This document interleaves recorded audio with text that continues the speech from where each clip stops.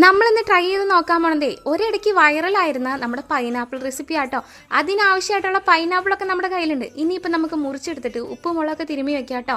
ഈ ഉപ്പും മുളകും തിരുമ്മി തന്നെ കഴിക്കുമ്പോൾ നല്ല ടേസ്റ്റ് ആട്ടോ. നിങ്ങൾ ട്രൈ ചെയ്തിട്ടില്ലെങ്കിൽ ഒന്ന് ട്രൈ ചെയ്ത് നോക്കണം കേട്ടോ. ഇനിയിപ്പോൾ നമ്മുടെ റെസിപ്പിയിലേക്ക് കിടക്കാം. അപ്പം നമ്മൾ ഉപ്പും മുളകും തിരുമ്മി വെച്ചിട്ടുള്ള നമ്മുടെ പൈനാപ്പിൾ നമുക്ക് കുറച്ച് വെളിച്ചെണ്ണയിൽ ഒന്ന് ഫ്രൈ ചെയ്തെടുക്കാം കേട്ടോ. ഡീപ് ഫ്രൈ ചെയ്യേണ്ട കേട്ടോ, ഷാലോ ഫ്രൈ ചെയ്താൽ മതി. ഇത് ഫ്രൈ ചെയ്യുമ്പോൾ തന്നെ ഉണ്ടല്ലോ വീട് മൊത്തം അതിൻ്റെ മണമായിരിക്കുന്നേ. അത് കാരണം വായയിൽ നിങ്ങളുടെ വെള്ളം വന്നിട്ട് ഉണ്ടായിരുന്നില്ല. അതുപോലത്തെ ഒരു സ്മെല്ലാട്ടോ. നിങ്ങളൊന്ന് ട്രൈ ചെയ്ത് നോക്കണം കേട്ടോ. എന്തായാലും ഇത് കഴിച്ചപ്പോഴില്ല നല്ല അടാറ് ടേസ്റ്റ് ആട്ടോ. ആദ്യത്തെ ബൈറ്റ് എടുത്തതിന് എനിക്ക് നല്ല കൺഫ്യൂഷൻ ഉണ്ടായിരുന്നു കേട്ടോ.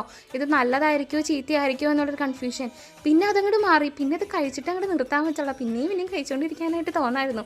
2-3 കഷ്ണം ഞാൻ ഇത് ചെയ്തിട്ടുണ്ടായിരുന്നുള്ളൂ. അതുകൊണ്ട് തന്നെ വീട്ടിൽ തല്ലുമായി അങ്ങനെ. അപ്പം നിങ്ങൾക്കും എന്തായാലും ട്രൈ ചെയ്ത് നോക്കാം കേട്ടോ. ഈ പൈനാപ്പിൾ കഴിക്കുമ്പോൾ ചൊറിച്ചിൽ നാക്കിന് ചൊറിച്ചിലുള്ളവർക്കൊക്കെ ഈ ഇങ്ങനെ ഒന്ന് ട്രൈ ചെയ്ത് നോക്കാം കേട്ടോ. അപ്പോൾ ഇന്നത്തേക്ക് ഇത്രയുള്ളൂ. ഇഷ്ടമാവണമെങ്കിൽ കൂടെ കുടിക്കും. Love you and